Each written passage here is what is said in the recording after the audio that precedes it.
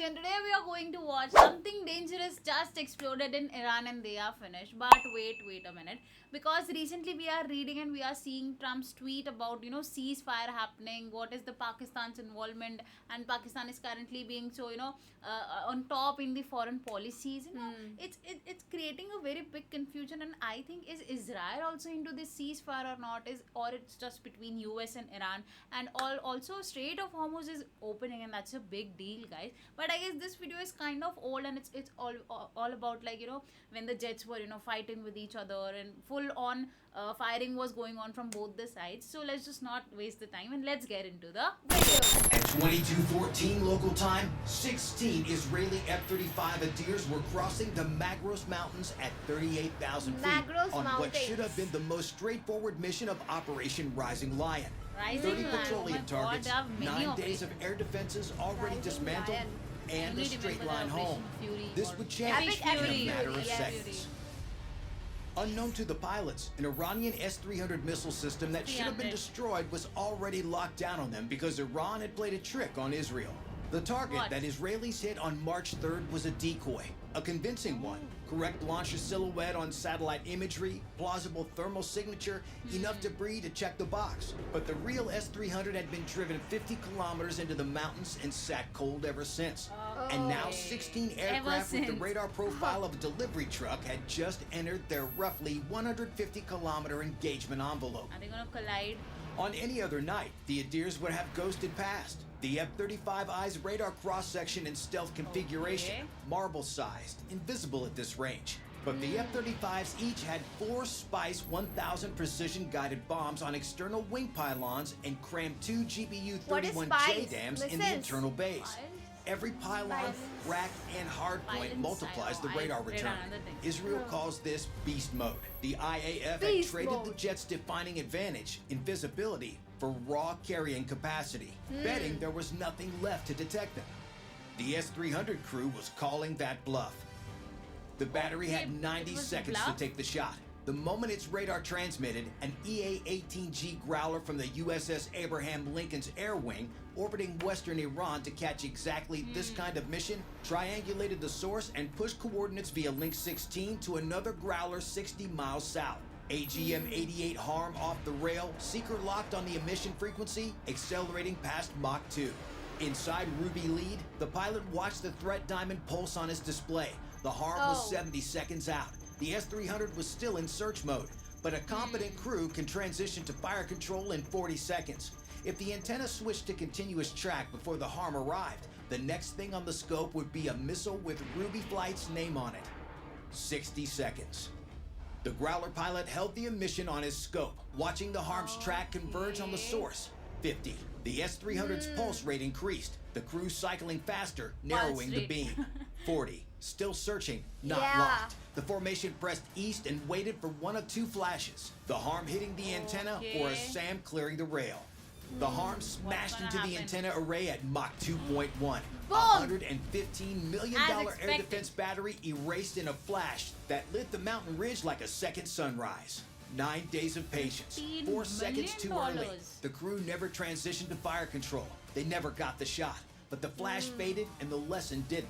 Degraded and destroyed turned out to be very different words. If one S-300 had survived the weeks of coalition strikes by sitting cold in the mountains, the question wasn't whether Iran had hidden more, it was how many. And they wouldn't announce themselves until the next threat diamond lit up someone's display. Oh. But there was something bothering the pilots even more than Iranian missiles. 1,800 kilometers separated Nevatim Air Base from Tehran. Oh. 1,800 back. 1,800 On any back. previous operation, that math demanded aerial refueling from KC-707 tankers orbiting western Iraq. Aircraft so predictable, Iranian intelligence had been tracking their orbit shifts for days. Every time those tankers moved, Iranian knew a strike package was inbound. Yes. Tonight, the Adirs carried external drop tanks you see here to give them that extra mileage. Oh. Independence came with a price, though. Zero margin. Think of it like driving Zero across margin. the desert with exactly enough gas to reach the next station. No detours, no wrong turns, no speeding. Except every evasive maneuver was a wrong turn. And the S-300 evasion had already burned fuel from reserves that technically didn't exist. No tanker orbiting to bail anyone out. and they hadn't even reached Tehran yet. 12 kilometers from Shahran, the largest depot in northwestern Tehran, 11 storage tanks, 260 million liters. Ruby Flight got the second threat diamond of the night, not from behind, but from inside the depot perimeter. A Panzer S-1, Russian supplied, mobile, short-range point defense, 20-kilometer missile envelope, and inside 4 kilometers, twin 30-millimeter autocannons firing 5,000 rounds per minute under radar direction. Parked between the storage tanks, hidden from satellite imagery by the tank farm's own geometry. Tonight it was the only line of defense, and the pilots flying toward it were the high-value targets. Worse, the Adir escort that would normally handle a pop-up contact was still 50 kilometers behind, transitioning from the S-300 engagement. No anti-radiation missiles on Ruby Flight. No the ASQ-239 and a hard brake. That was it. And a hard brake during a bomb run means not dropping the bomb. Ruby lead pressed, 16,000 feet in a predictable dive. The Panzer's tracking radar burning through the ASQ-239's jamming at 14 kilometers and closing. He passed through the autocannon's 4-kilometer engagement window for roughly 8 seconds. 8 seconds of radar-directed 30-millimeter against a fighter that couldn't jink because the bomb needed a stable release. The Spice 1000 released off the wing pylon when its scene-matched area correlation began comparing what it saw versus what should be there. Before the mission, imagery analysts loaded a 3-dimensional reference image of each storage tank into the bomb's guidance computer. For release, the Spice extends folding wings and glides. No rocket motor, no thermal signature. GPS steers it to the neighborhood. Then in the final seconds, the bomb does something remarkable. Its electro-optical seeker photographs the ground and compares what it sees pixel by pixel to the reference image, like facial recognition but for buildings. It doesn't just fall toward coordinates, it recognizes its target. Circular error, 3 meters, the length of a car. The Israeli pilot called it weapon away. Then the brake, hard right. Flares punching out of the dispensers in pairs. The G-suit crushing his legs as the jet wrenched off the bomb run heading. The Panzer's missile warning tone screamed in his helmet. 1 round off the rail, tracking, closing. The ASQ-239, the F-35's built-in electronic warfare system, hammered the missile seeker frequency, essentially flooding the missile's ears with so much noise it couldn't hear where the jet actually was. 3 seconds of the loudest silence in the pilot's career. The tone warbled, faded. The missile's track bent away from his jet as the jamming degraded the solution. Miss. The round corkscrewed into the dark somewhere behind the formation, but the Panzer was still radiating, dangerous, and sitting between 11 fuel tanks that hadn't exploded yet. Tank number 2 went first. The Spice's warhead punched through the steel shell, detonated 2 feet above the fuel surface. 30 million liters of gasoline atomized into a vapor cloud that ignited before the fragments finished traveling. The fireball climbed 300 meters in 2 seconds, orange and black rolling upward into the Tehran night. The Adir escort arrived 60 seconds later. The pilot had watched the Panzer nearly swat Ruby lead from 30 miles out on DOS. The distributed aperture system, 6 infrared cameras bolted around the F-35 that see what the pilot isn't looking at. Now the Panzer's tracking radar was still sweeping, hunting for Ruby 2's egress. The escort rolled in, Spice off the pylon, and put the weapon through the chassis. The radar emission cut to black mid-sweep. $30 million of Russian air defense hidden for days between fuel tanks, undone by a glide bomb that cost less than the radar dish it landed on. 2 SAM engagements in the first 7 minutes. 0 margin on either one. Tank 4, diesel, burns hotter, longer. The rupture split the sidewall. Tanks 7 and 9 went within a second of each other. 4 impacts merging into a single inferno that threw shadows across neighborhoods a kilometer away. And then came the problem nobody modeled. A smoke column punching through 5,000 feet, expanding east across the Tehran basin, directly into the approach corridors of every remaining target in the package. Sapphire Flight. 4 Adirs with GBU-31J dams hit the wall 12 miles east of Agdassia. Not a SAM, not a MiG, a curtain. An anvil-shaped cloud of superheated petroleum smoke expanding east in the prevailing wind, its base glowing orange, upper edges catching the city's ambient light, and Sapphire Flight was heading straight into it. their own success, drifting across the target area at the worst possible moment. The depot's Ruby flight had just destroyed were now generating a smoke column that blocked the path for every aircraft behind them. The first bombs had built a wall that the next wave had to fly through. However, JDAM steered by GPS. Smoke wouldn't touch the weapon's guidance. What it touched was the human step. The moment where the weapons officer looks through the targeting pod, confirms the crosshairs sit on the oil tank and not the apartment complex down the street, and commits. Sapphire 1 repositioned 15 degrees south. 40 seconds of fuel he didn't have to get a clear EO look at Agdasia. The pod slewed through the amber haze. Nothing. Nothing. Then the hard edge of a tank roof cutting through a gap in the smoke. Crosshairs settled, coordinates matched. He committed and released his JDAM. Whoa, The release. JDAM's tail kit corrected 10 times per second, steering through 10 clear air on times the per far side of the second. column. My God, Clean I hit. can The imagine. roof peeled back like a Speed. can lid before So the fuel fast. caught. Then the second problem arrived on the same frequency as the first. A mobile GPS jammer activated somewhere in the Tehran basin. Truck-mounted, domestically built. Iran has been manufacturing these since they allegedly spoofed an American RQ-170 onto an Iranian runway in 2011. The fixed jammers went down on day one. Mobile My units move God. every few I hours, only and the see black Israelis hadn't flames found this one crossing yet. upwards and upwards. Noise flooded Yeah. the L1 and L2 frequencies. The GPS bands every GBU-31 in the package depends on. The spice bombs carry an electro-optical backup, but it too was already degraded because of petroleum smoke. Both guidance paths degraded simultaneously by two threads that didn't know the other existed. Think about what that means for a 2,000-pound bomb. A JDAM reporting nominal guidance all the way down, while tracking a phantom coordinate 200 meters from the programmed aim point, heading for whatever sits there. And the pilot can't see through the smoke to catch the drift until the satellite imagery tells him 12 hours later. 60 kilometers west, an F-15I ROM Wizzo was running his APG-82 ASA radar in ground mapping mode, painting terrain through smoke the way SODAR maps the ocean floor, even cross-referencing radar returns against his target coordinates when numbers that should have matched stopped matching. The depot's position on radar sat 5 meters west of where GPS said it should be.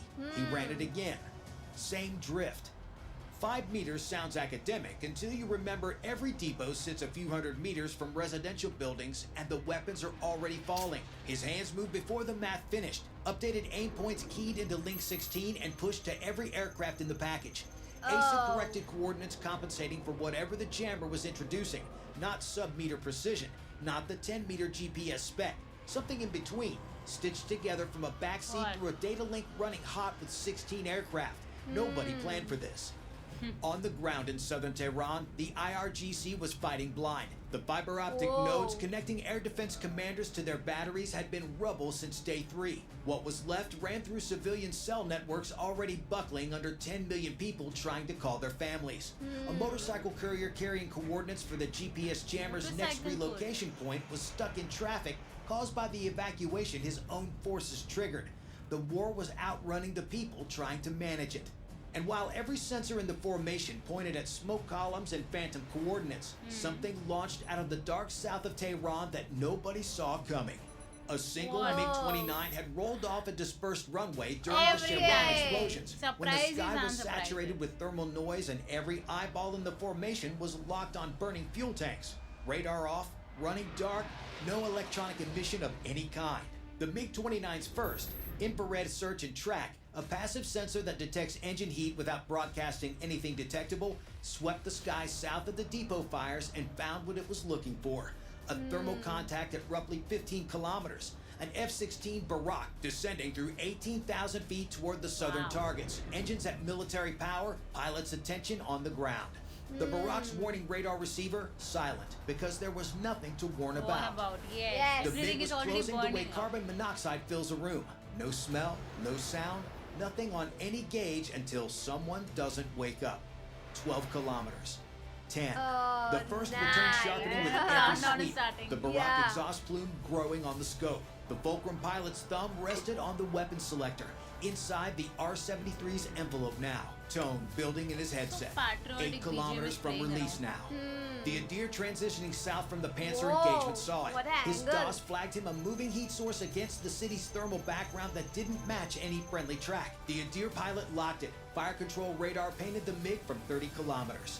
The MiG pilot's radar warning receiver lit up, and he understood exactly what an F-35 lock meant. It's the Yes. fighter pilot equivalent to hearing your wife say your full name from across the house. You don't ask questions, you start running. don't. Hard Start descending running. brake, diving into the thermal clutter of the burning depots, using the heat of a city on fire as a camouflage. The Adir held the track for 3 seconds before the thermal noise swallowed it. The MiG ran south at low altitude and recovered at a he dispersed ran field. back. No shots fired. But 8 kilometers is inside the R-73 range. The Barak pilot was seconds from a missile he'd never have seen coming. Iran's Air Force was supposed to be grounded. Nobody told the Teamwork, MiG-29 man, pilot. teamwork. And the hardest target was next. Nothing on the target list looked like the Tehran refinery in Shah-e-Ray. A 225,000 barrel per day processing facility, cracking towers, distillation columns, pressurized vessels holding superheated hydrocarbon vapor at 400 degrees Celsius. The target was the fuel storage adjacent to the processing core. Miss Short, empty ground. Miss Long, a catalytic cracking unit ruptures and triggers a cascading overpressure Everything. chain. Pressurized vapor finding escape routes through connected pipe junctions, each breach feeding the next. The kind of chain reaction that One stops being a chain military reaction. strike and starts being Yes. like Chernobyl with extra steps. Emerald Chernobyl, Lee, no. an F-15I ROM lined up with the northern perimeter storage. His Wizzo had the best ground picture available. APG-82 terrain mapping overlaid with the corrected coordinates he calculated after catching the GPS drift. Through the accumulated smoke of 3 depot fires, the targeting pod showed thermal haze where refineries should have been. He wasn't Oh. seeing his target. He was trusting a radar picture from the nose of his aircraft. A GPS Wow. correction calculated by another Wizzo over a different quadrant of the city, and the math connecting the two through a data link running at capacity. The military equivalent of driving blindfolded because your GPS insists the road is there.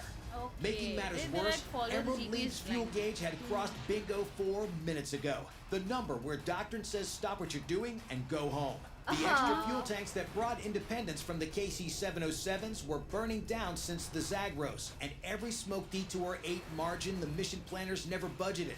One pass. Not because the mission demanded it, because the fuel said so. If the JDAM missed or a thermal plume kicked it sideways, there was nothing left to fix it with.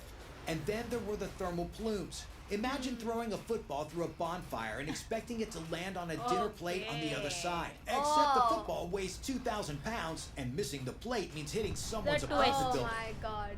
Burning petroleum throws superheated updrafts, God, look at columns the of 600 to smoke. 800 So degree dark. air rising You're at burning velocities that petroleum. dwarf normal turbulence. A JDAM's 4 fins correct 10 times per second for wind. Again. They were certified for foul weather, not for superheated air punching upward at 30 meters per second through the weapon's flight path. The Wizzo stared at coordinates he couldn't visually verify on a target he couldn't see through a targeting pod showing nothing but thermal haze. The radar said the depot was there. The math said the correction was good. Every instrument in the back seat agreed. He committed. Pickle button down. JDAM away. Again. 2,000 pounds dropping into a burning atmosphere on borrowed numbers. First weapon into the northern storage area. The secondary detonation, 60,000 barrels cooking off sympathetically, registered on the University of Tehran's seismographs. Not Oh, because the one bomb by was one it will large, blow because up. that volume of petroleum igniting simultaneously shakes the ground hard enough to rattle instruments designed for earthquakes. Somewhere in the geology department, a graduate student's thesis data just got very interesting. Second weapon into the southern perimeter. 2 hits bracketing the Can refinery's initiate processing earthquakes. core without touching it.